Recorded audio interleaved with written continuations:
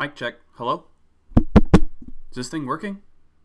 Nah, just kidding. I know it's working. What up, everybody? Today I'm going to be breaking down my $3,532 trade on AMD. This is my account, TradeLikeGates.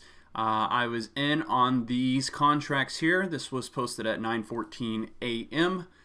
AMD mentioned in the live stream. This is how I made my money on this trade. So unfortunately, I don't have text to go along with this trade and the breakdown, and I don't have timestamps because we were trading live with the team. But I will tell you exactly why AMD made the watch list and why we took the trades that we did on this today. So AMD originally was a short idea because the overall market was coming down, SPY was coming down, AMD had gapped down along with a lot of other names, and on the daily chart time frame, here I am on the daily, AMD had lost this level of support, being the 50 EMA. Right, so it lost a dynamic level of support, a known level of support, started to break down, and I'm feeling like, okay, well, maybe we're in no man's land here, and AMD can continue to fall.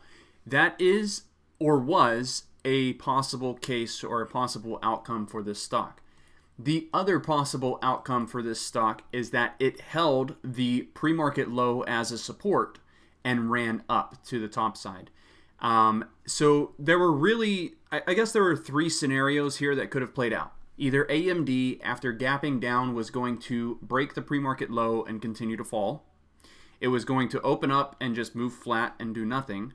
Or it was going to open up and rebound and push to the top side because it had already fallen so much and has been falling for quite some time. And so it was the third scenario that wound up playing out. And this is exactly what I told my team today. I'm going to flip this to the 1 minute time frame so you get a better idea of what's going on. We were looking at the pre-market, or sorry, the morning rally here. We were looking at this as almost like a potential short idea also, because this line right here, that green line, that is your previous day's closing price. That's very important because you have in the market what's known as a red to green move and a green to red move. I'm not going to explain what those are right now, but if you don't know what they are, I recommend that you go look them up on your own time. AMD was, in this case, what is known as a red to green move on the breakout over the previous day's closing price. So we know that we don't chase the move up, right? We were watching this run up. We're not going to chase that move up. We were going to buy the dip. I was thinking like maybe we buy the dip, but I was also thinking, well, wait a minute. The market is down. The trend is down. The overall trend has been down. Maybe we don't buy this dip, right? Maybe we wait for confirmation. So the dip wound up getting bought up. Under normal circumstances, if the trend was already up, we would have been buying this dip right here. But because the overall trend has been down, and we were rejecting off of the previous day's closing price, I didn't feel comfortable buying that dip right there. So we waited. It got bought up. That would have been a great entry though. We waited. It got bought up. Then I saw what is known as a miniature ascending triangle. Not super significant, but it is there, right? That flat top level of resistance was there. We know that the previous day's close is also a natural point of resistance. That was there. So what I wound up doing was market buying on the breakout over the high of day and out of this pattern and over the previous day's closing price on that candle right there. Right? So market buying into that candle, selling into the strength, right? Beautiful trade. That worked out really nicely. Then we came back in on AMD and went for seconds because we know that an old level of resistance here can act as a new level of support over here, right? And that's what we got. So this started to pull back, pull back, pull back. I mentioned that this was consolidating here at the our trigger level is actually 134, but it was consolidating at the previous day's close. So we had plenty of time here with this holding support and starting to push new highs. I believe I mentioned it on that candle right there. I mentioned it on this candle right here whenever AMD started to break the downtrend and move up, that this was a potential long idea. You had a couple of times to get a couple of different opportunities to get in for this little pop move there.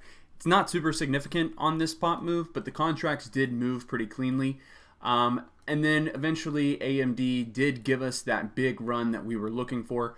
I did not mention it on this run. I was talking about it as it was down here, but I didn't take this trade and I didn't get in on that run. So total missed opportunity there, but 2 solid trades right here. And those 2 wound up adding up to $3,532 profit, traded live with the team. So what we used today was a series of if-then statements to create scenarios for AMD and then trade it according to what scenario played out. So if AMD opened up and went red, then we were going to look to short the rally if 130 rejected. All right? If AMD opened up and went green, we were going to look to short the rally if AMD rejected the previous day's closing price, which it didn't. If AMD broke the previous day's close and gave us a red to green move, then we were going to look to go long on the stock for the continuation run up. And that third scenario is the one that played out, and so we traded the chart accordingly. We traded the price action accordingly. One other thing that I want to mention here on this pullback is one of the first stages to a trend change is consolidation. One of the first stages or first signs of a trend change is consolidation. So the stock was running up. You're like, okay, yep. The uptrend has been broken. Yes, it did, right? So the uptrend got broke right there. That was the end of that run. Now it's pulling back, and it's starting to really pull back on a grander scale. But how could we identify to take an entry here? Well, it was no longer making lower lows at this point. The wicks maybe, but the candle, look at the bodies of the candles, right? All the bodies of the candles are closing up and over that green line there. So it was no longer making these lower lows here on the way down. It started to consolidate and move sideways. So we not only did we get a break of this downtrend on this candle here, we also got higher highs put in, right? See the wick, the higher highs put in on that candle right there, and the candle continued to make higher lows. So a couple of different signs here. I know that this is not a super significant move. It might just be a scalp move. 15%, 20% profits on the contracts, but that is what we aim for. Retail traders aim for base hits. That is what will make your account grow consistently. I've shown it time and time again with my 5K to 25K, 5K to 50K, 5K to 100K challenges. All right, so I hope that the video's helped you out. If it has, press that like button for me. Drop a comment down below. Let's get these videos popping.